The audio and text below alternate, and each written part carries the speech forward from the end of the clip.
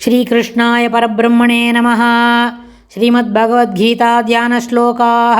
नमोऽस्तु ते व्यासविशालबुद्धे पुल्लारविन्दायतपत्रनेत्र येन त्वया भारततैलपूर्णः प्रज्वालितो ज्ञानमयप्रदीपः प्रपन्नपारिजाताय स्तोत्रवेत्रैकपाणये ज्ञानमुद्राय कृष्णाय गीतामृतदुहे नमः। सर्वोपनिषदो गावो दोक्ता गोपालनन्दनः पार्थो वत्सत्सुधीर्भोक्ता दुक्तं गीतामृतं महत्। वसुदेवसुतं देवं कंसचाणूरमर्दनं देवकी परमानन्दं कृष्णं वन्दे जगद्गुरुम्। அடுத்தது 27வது ஸ்லோகம். பிரம்மணோ ஹி பிரதிஷ்ட அகம் அமிர்தஸ்ய அவ்யயஸ்ய ச சாஸ்வதஸ்ய ச தர்மஸ்ய சுகஸ்ய ஐகாந்திகஸ்ய ச. பிரம்மணோ ஹி பிரதிஷ்ட அகம் அமிர்தஸ்ய அவ்யயஸ்ய ச சாஸ்வதஸ்ய ச தர்மஸ்ய சுகஸ்ய ஐகாந்திகஸ்ய ச. இந்த ஸ்லோகத்தில் பெருமாள் என்ன சொல்கிறாருன்னு கேட்டால், அகம் அதாவது பெருமாள்கிட்ட பிரம்மணா பிரம்மத்திற்கும் அவ்யயஸ்ய அமிர்தஸ்ய ச அழியாத மோட்சத்திற்கும் சாஸ்வதஸ்ய தர்மஸ்ய ச அதாவது சாஸ்வதமான தர்மத்திற்கும் சுகஸ்ய ச ஐகாந்திகஸ்ய அதாவது ஒப்புயர்வில்லாத பேரின்பத்திற்கும் பிரதிஷ்டாகி இதற்கெல்லாம் ஒரு மூலம் ஒரு காரணம் யார்? பெருமாள் தான். அகம் உறைவிடமன்றோ நானே உறைவிடமன்றோ அப்படின்னு கேட்குறார். இது எல்லாம் எங்கே இருக்குது? இந்த பிரம்மத்துக்கிட்ட அகம் கல்பதே அப்படின்னு சொன்னார் சென்ற ஸ்லோகத்தில். அதுக்கு என்ன காரணம்னு கேட்டால், இந்த பிரம்மத்தை அடைய வேண்டும்.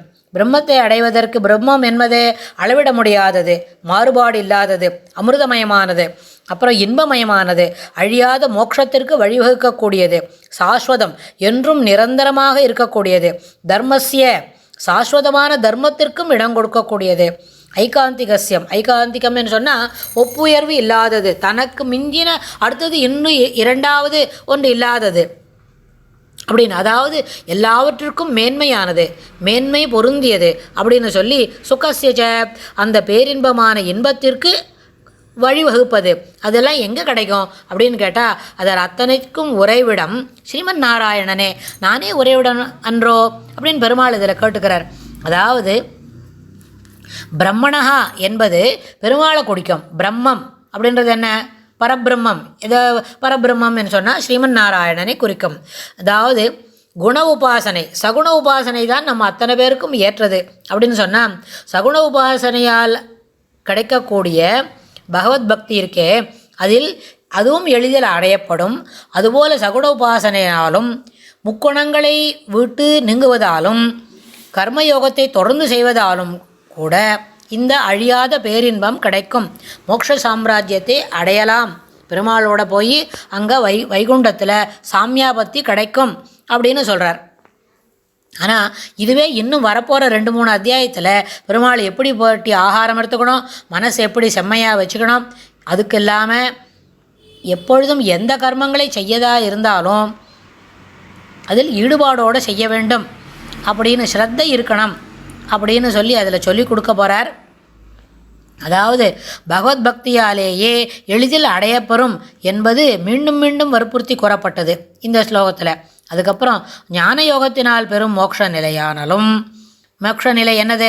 அவ்யயம் அமிர்தம் என்பதாலும் பகவத் கைங்கரிய தர்மத்தால் ஏற்படும் நிலை சாஸ்வத தர்மம் என்றும், தியான யோகத்தால் பெறும் இன்பம் அக்ஷய சுகம், எப்பொழுதும் எடுக்க குறையாதது வந்து கொண்டே இருக்கும் அப்படின்னு சொல்லி பெருமாள் இந்த அக்ஷய சுகத்தை பற்றி 5வது அத்தியாயத்திலே சொல்கிறார். அதுக்கப்புறம் ஆத்தியந்திக சுகம், ஐகாந்திக சுகம் அப்படின்றது கூட 6வது அத்தியாயத்தில் நம்ம அதெல்லாம் பார்க்கும். இதெல்லாம் தெரிஞ்சுட்டு அங்கே போய் படிக்கும்பொழுது இன்னும் ரொம்ப சிறப்பாக அதில் நம்மளுக்கு மனசில் பதியும். அதாவது கர்மயோகத்தை விடாமல் தொடர்ந்து செய்து கொண்டே இருந்தாலும் மோட்சம் கிடைக்கும். ஞான யோகத்தில் தொடர்ந்து செய்து கொண்டே இருந்தால், மீண்டும் மீண்டும் படித்து கொண்டிருந்தால், மீண்டும் மீண்டும் ஞானத்தை மேலும் மேலும் வளர்த்து கொண்டிருந்தால் என்ன கிடைக்கும்? அதுவும் இந்த ஞானத்தை முழுமையாக அடைய பெறும் பொழுது மோட்சம் கிடைக்கும். ஆனால் இது எல்லாத்திற்கும் மேலே வைஷ்ணவ சம்பிரதாயத்தில் ஒரு முக்கியமான விஷயம் நம்ம ஆச்சாரியர்கள்லாம் சொல்லி கொடுத்துருக்கிறது, இந்த கர்மயோகத்தை என்றைக்கு பண்ணி என்றைக்கு முடித்து ஞானத்தை என்னைக்கு வளர்த்துண்டு அதில் தான் பரம்பொருள் தான் சிறப்பானது, அது என்ன பிரம்மம் பரபிரம்மத்தை அடையணும் அப்படின்லாம் புரிஞ்சுண்டு அதுக்கு தகுந்த மாதிரி செஞ்சுட்டு இந்த சம்சார சுகத்துலேயும் மேலே உழண்டுக்கிட்டே இருந்தால் இதுலேருந்து வெளியிலலாம் வர முடியாது, ரொம்ப கஷ்டம். இப்போவே எத்தனை பிறவி போச்சோ அது தெரியாது. ஆழ்வார் கூட சொல்கிறார் ஒரு இடத்துல, எத்தனை பிறவி போச்சுன்னு எனக்கு தெரியல. திருமங்கை ஆழ்வார் திருவேங்கடமுடியானை பார்த்து சொல்லும்பொழுது, நான் எத்தனை மணிக்கு வந்தேனோ தெரியல, தாயே தந்தை என்றும் தாரமே கலைமக்கள் என்றும் நோயே பட்டொழிந்தேன், உன்னை காண்பதோர் ஆசையினால் வேயை பூம்பொழிசூர் விரையார் திருவேங்கடவா நாயேன் வந்தடைந்தேன் நெல்கியாளனை கொண்டொருளே அப்படின்னு அந்த 10 பாசரத்தில் சொல்லும்பொழுது, இப்போவே எத்தனையோ ஜென்மா முடிஞ்சு போச்சு, இது எத்தனை முடிஞ்சுதுன்னு எனக்கு தெரியவே இல்லை. இதில் அங்கே உழண்டு இங்கே உழண்டு கடைசியில் இவ்வளோ சிரமப்பட்டு உன்னோட திருமலைக்கு வந்திருக்கேன். இப்போ திருமலைக்கு இப்போ நினச்சண்டா நாளை கர்த்தால போக முடியும், அவ்வளோ சுலபமாக.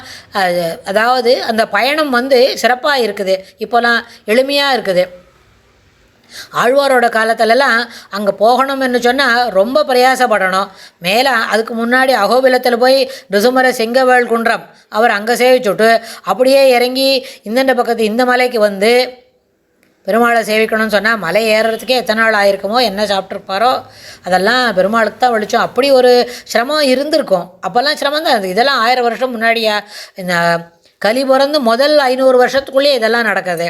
அப்படின்னா அப்போ பெருமாளை சென்று அடைந்தேன் அப்படின்னு அவரே சொல்கிறார். அங்கே அடைஞ்சிருக்கேன், வந்திருக்கேன், இப்போ தான் என்னை கண்டிப்பாக ஏற்றுக்கணும் மாட்டேன்னு சொல்லாமேன்னு அந்த பாசுரங்களில் சொல்லும்பொழுது எத்தனை பிறவி போச்சுன்னே தெரியாது, இப்படியே உழன்று கண்டிருக்கேன், உழன்று நையேன் இனி இதுலேருந்து என்னை பண்ணித்தரணும், விடுவித்து கொடுக்க வேண்டும், உன்னுடைய திருவடி வாரத்தில் நிச்சலமான பக்தியை தர வேண்டும், அசஞ்சலமான பக்தி.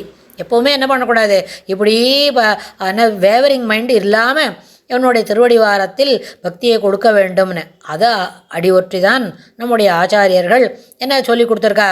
பெரியவாள்லாம் சேர்ந்து சரணாகதி பண்ணிவிட்டா இந்த தேகவசான காலத்திலேயே முக்தி. இந்த சரீரத்தை விட்டு இந்த ஜீவன் கிளம்பித்தனா நேராக அது அங்கே தான் போய் சேரும்.